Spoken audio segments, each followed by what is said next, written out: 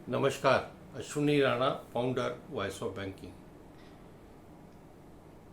आपके सहयोग के कारण वॉइस ऑफ बैंकिंग चैनल जो है उसमें सब्सक्राइबर भी बढ़े हैं, व्यूअर्स लाइक करने वाले भी बढ़े हैं।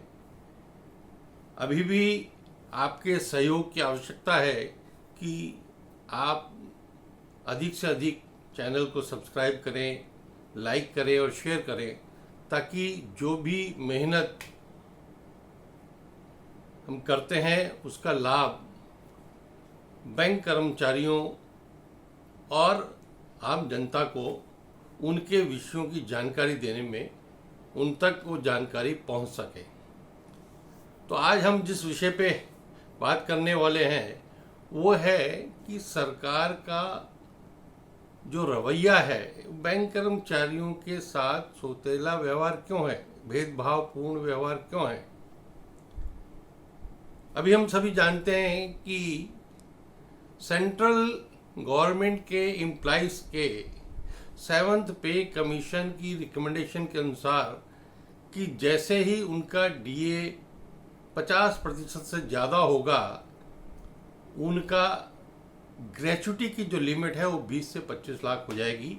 ये पे कमीशन में रिकमेंडेशन थी और उसके अनुसार उनकी नोटिफिकेशन भी हो गई, ऑर्डर भी हो गए कि 1 जनवरी 2024 से सेंट्रल गवर्नमेंट एम्प्लॉइज़ के लिए जो ग्रेचुटी की सीमा है वो 20 से 25 लाख हो गई।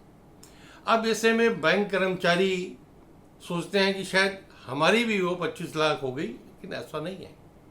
बैंक कर्मचारियों के लिए जो नियम है वो ग्रेचुटी एक्ट के तहत आते हैं, जबकि पे कमीशन सर्विस कंडीशन जो गवर्नमेंट एम्प्लॉइज की सर्विस रूल के हिसाब से उनका ये ग्रेचुटी की लिमिट बढ़ी है।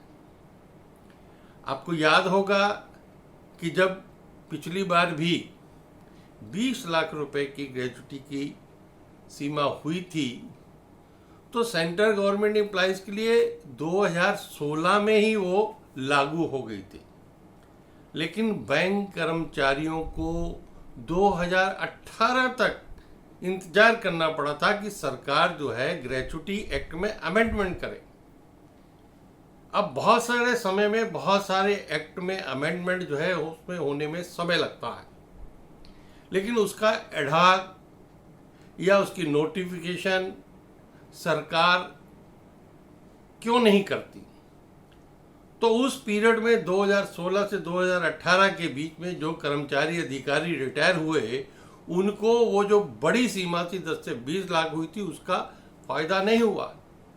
वही हाल अब फिर होने वाला है कि जो सीमा 20 से 25 सेंट्रल गवर्नमेंट एम्प्लॉइज के लिए हो गई, तो जब तक ग्रेचुटी एक्ट अमेंड नहीं होगा हमें बैंक कर्मचारी अधिकारियों को उसका लाभ नहीं होगा, और जो कर्मचारी अधिकारी इस पीरियड में रिटायर हो जाएंगे उनको भी वो लाभ नहीं मिलेगा। लाभ उनको मिलेगा तब से शुरू होगा जब वो एक्ट अमेंड होगा और उसके बाद नोटिफिकेशन होगी। तो सरकार क्यों नहीं ऐसा करती कि जैसे ही सेंट्रल गवर्नमेंट के कर्मचारियों के लिए नोटिफिकेशन हुआ उसी के साथ ही वो ग्रेचुटी एक्ट को अमेंड करने के लिए भी प्रोसेस शुरू करे और उसका नोटिफिकेशन जारी करे।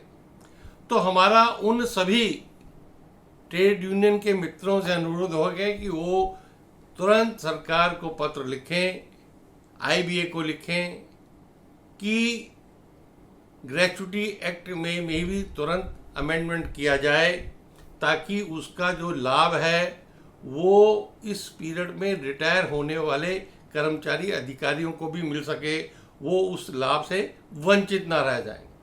बहुत सारी चीज़ें होती हैं कि जो सेंट्रल गवर्नमेंट के एम्प्लॉइज़ के हिसाब से हमें मिलनी चाहिए वो नहीं मिलती।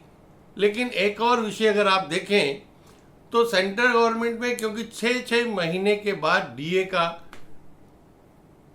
जो नोटिफिकेशन होता है, डीए अनाउंस सरकार करती है, तो 6 महीने बाद वर्किंग और रिटायरीज दोनों के लिए उसका लाभ होता है। वही 6 महीने का पैटर्न जो है वो बैंक कर्मचारियों के लिए भी, रिटायर्ड एम्प्लॉइज़ के लिए रखा कि रिटायर्ड एम्प्लॉइज़ को डीए का जो भुगतान है, डीए की जो वृद्धि है 6 महीने बाद है। लेकिन वर्किंग एम्प्लॉइज के लिए 3 महीने है। अगर वो आपने जो सेंट्रल गवर्नमेंट की पेंशन स्कीम को बैंकों में लागू किया, डीए के लिए उनको 6 महीने का आप वक्त लगाते हैं कि 6 महीने के बाद उनका जो है डीए एप्लीकेबल होगा, एलिजिबिलिटी होगी, तो फिर जो पेंशन की स्कीम है गवर्नमेंट की, वही पेंशन स्कीम बैंकों में भी आई थी। तो यहाँ पर जो वहाँ अपडेशन की सुविधा है वो बैंक कर्मचारियों के साथ क्यों नहीं? यानी जो आपको अच्छा लगे वो सरकारी कर्मचारियों के लिए अच्छा है, लेकिन बैंक कर्मचारियों के साथ ऐसा व्यवहार नहीं होना चाहिए, क्योंकि बैंक कर्मचारी भी सरकार की, चाहे पब्लिक सेक्टर हो प्राइवेट सेक्टर हो, वो सरकार की अर्थव्यवस्था को चलाने के लिए, देश को चलाने के लिए वैसा ही योगदान कर रहे हैं जैसे केंद्र सरकार के कर्मचारी सरकार में काम कर रहे हैं। तो इसलिए बैंक कर्मचारियों के साथ ऐसा सौतेला व्यवहार सरकार ना करे। यही आज की इस वीडियो के माध्यम से मैं सरकार तक और यूनियंस तक भी पहुंचाना चाहता हूं कि तुरंत इस मुद्दे को, इस डिमांड को लगाया जाए, ताकि कोई कर्मचारी अधिकारी उससे अछूता न रह जाए। धन्यवाद। मेरी ये वीडियो अगर आपको अच्छी लगी हो तो कृपया लाइक करें, शेयर करें और चैनल को भी सब्सक्राइब करें। धन्यवाद।